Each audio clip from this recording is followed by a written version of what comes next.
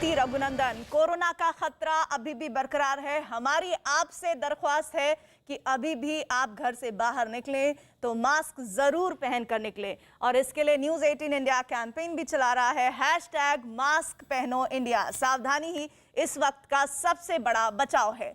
और आइए इसी के साथ ही बुलेटिन की शुरुआत करते हैं और इस वक्त की जो बड़ी खबर आ रही है उसके बारे में आपको बता दें। बड़ी खबर आ रही है अवैध धर्मांतरण से जुड़ी हुई। अवैध धर्मांतरण मामले में यूपी एटीएस ने नया खुलासा किया है। एटीएस के मुताबिक मूक बधिर बच्चों के धर्मांतरण के लिए साइन लैंग्वेज का इस्तेमाल किया जा रहा था। इसके लिए कुछ कोड तैयार किए गए थे जिनके लिए बातचीत की जाती थी और एटीएस को ऐसे 7 कोड वर्ड्स मिले हैं जिनमें 6 को डिकोड करके उसका मतलब पता कर लिया गया है, जबकि एक कोड वर्ड को डिकोड करना अभी बाकी बताया जा रहा है। इसकी जांच की जा रही है। एटीएस के मुताबिक धर्मांतरण मामले में गिरफ्तार किए गए आरोपियों ने यह बात बताई है कि साइन लैंग्वेज में बात करने के लिए कोड वर्ड का इस्तेमाल किया जाता था।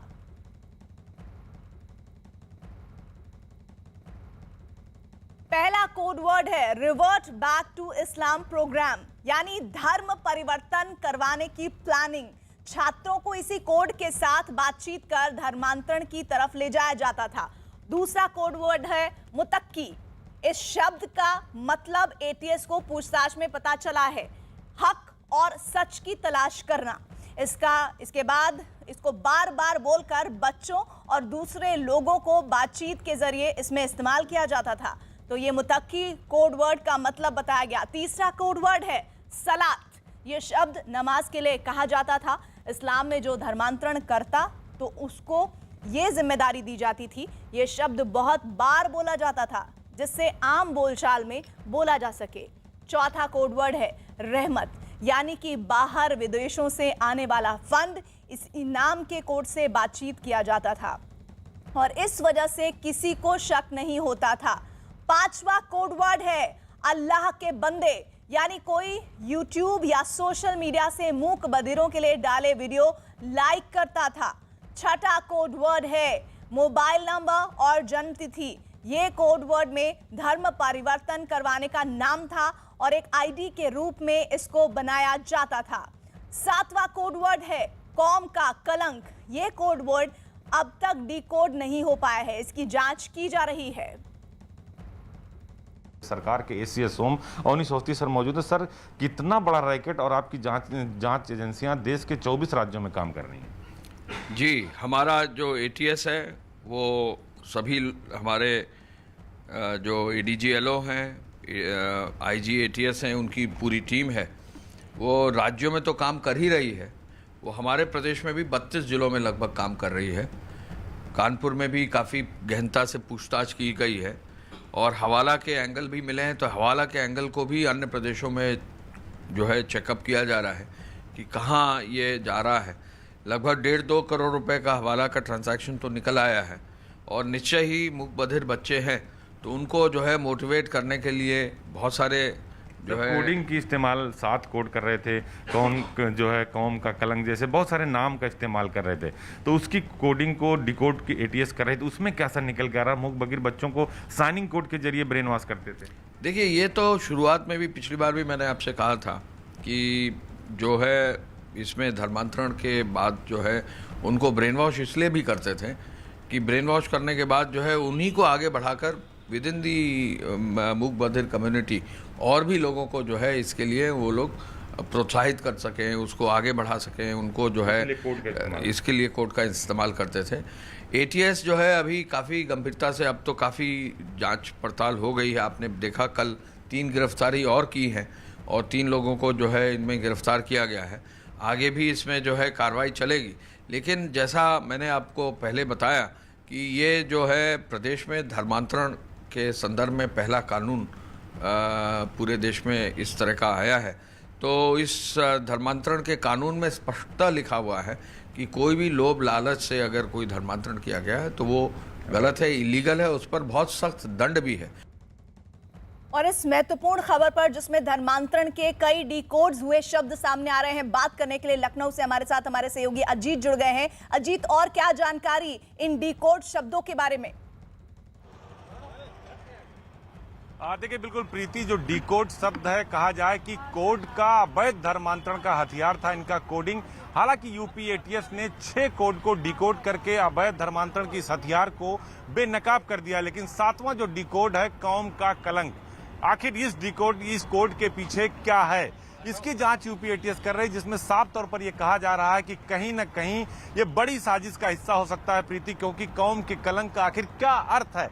जिस तरह से 3 गिरफ्तारियां कल हुई हैं, महाराष्ट्र के बीड़ का इरफान पकड़ा गया है, दिल्ली और हरियाणा के जो लोग पकड़े गए उनके पास से जो साहित्य और दस्तावेज बरामद हुए हैं, उस बात को लेकर यूपी के एसीएस होम ने सीधे तौर पर यह कहा 1980 ने कि ये बड़ी साजिश का हिस्सा, इसमें इंटरनेशनल बॉर्डर, 1,82,00,000 के आसपास का 4 खातों में उमर गौतम के ट्रांजैक्शन, और जो देश के 24 राज्य, यूपी के 32 जिले, यहां पर लगातार यूपी एटीएस की छापेमारी चल रही। तो जो डिकोड का जो खेल हुआ है, उसमें अगर आपको बताएं तो back to revert to Islam, यानी आपको इस्लाम में वापस आना है, मुत्तक आपको कैसे कैसे काम करने हैं, इसके अलावा सलात, आपको नमाज के बारे में क्या करना है, ये ऐसे बहुत सारे डिकोड हैं। इन्होंने जो इसके अलावा एक जो डिकोड है उसमें इन्होंने रहमत मतलब विदेशी फंडिंग, अगर आपका विदेश से फंड आ रहा है तो उसको एक कोड के तौर पर रहमत बोलते थे, यानी जो ऊपर से दुआ बरस रही, ऊपर से जो धन आ रहा है उसको रहमत के तौर पर इस्तेमाल करते थे, जिससे इनके इस गिरोह का पर्दाफाश ना हो सके। लेकिन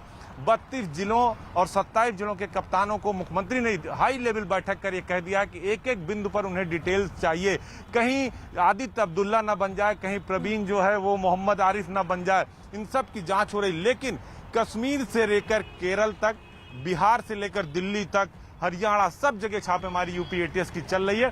केंद्रीय जांच एजेंसी जो एनआईए है उनको जांच शेयर करके की गई है, जो जानकारी है प्रीति वो शेयर की गई है, और गिरफ्तारी का जो सिलसिला है उसे तेजी से आगे बढ़ाया जा रहा है, क्योंकि सिर्फ ये धर्मांतरण का आप इंफॉर्मेशन दे रहे हैं इस पर मैं आगे भी आपसे बात करूंगी, लेकिन यूपी एटीएस धर्मांतरण वाले मामले में किस तरह से एक्शन में है वो मैं आपको बता देती हूं। धर्मांतरण मामले में यूपी एटीएस ने दिल्ली और हरियाणा से 3 लोगों को गिरफ्तार किया है।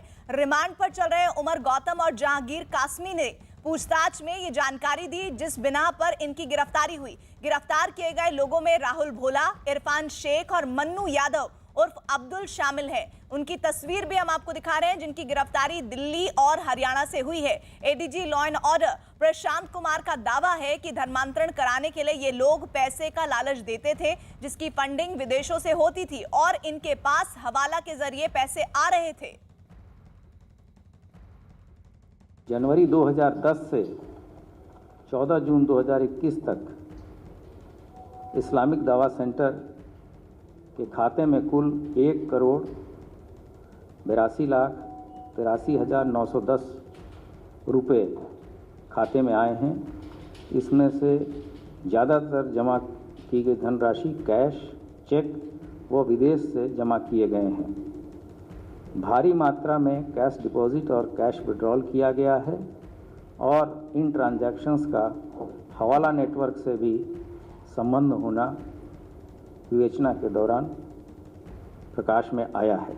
इस खाते में करीब 50 लाख रुपए से अधिक की धनराशि विभिन्न विदेशों से आना पाया जा रहा है, जिसमें से मुख्यतः रियाद, कतर, दुबई और आबू धाबी है।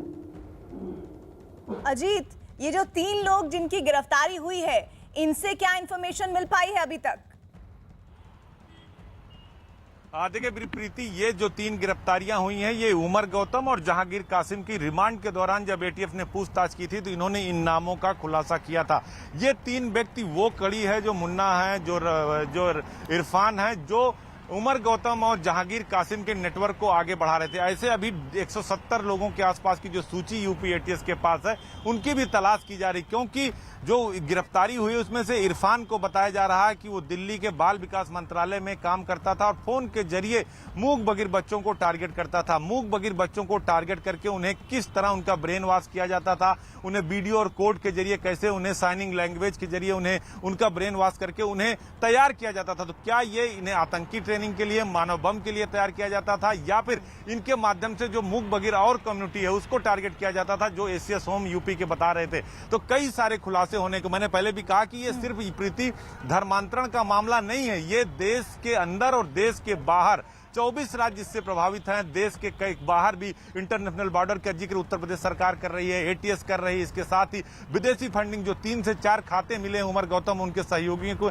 1,82,00,000 के आसपास, उसमें विदेशों से, कतर से, कई सारे देशों से वहां पैसा आया, अबू धाबी से, दुबई से। इन सब की जांच की जा रही है। सरकार और एटीएस भी यही कह रही है कोई छोटा मामला नहीं है, ये देश के खिलाफ बड़ी साजिश का हिस्सा। खेल इसका दासना के मंदिर से शुरू हुआ था, धर्मांतरण तक पहुंचा और अब ये टेरर फंडिंग, विदेशी फंडिंग, हवाला और आतंकी संगठन जैसे मोहम्मद तक पहुंच गया है। तो ये जो एक चिट्ठी पहले जो एटीएफ ने दी थी, रिमांड अर्जी दी थी, जब जहांगीर कासिम और उमर गौतम को रिमांड पर लिया था प्रीति लखनऊ के न्यायिक मजिस्ट्रेट के यहाँ, तो उसमें इन्होंने जनसंख्या संतुलन की बात की थी कि ये कैसे ज्यादा से ज्यादा लोगों को धर्मांतरण कराकर जनसंख्या के संतुलन को बराबर करना चाहते हैं। विदेशी फंडिंग कैसे आ रही है, पाकिस्तानी खुफिया एजेंसी आईएसआई इसमें कैसे रोल अदा कर रही है, विदेशों से खूब सारा इनको फंड आ रहा है और उसी को कोड में ये कहते हैं रहमत है। जो विदेश से हवाला का पैसा आ रहा है उसे बोलते हैं रहमत है, जो उसका इस्तेमाल ये गैर कानूनी तरीके से करते हैं उसको कहते हैं ये रहमत है।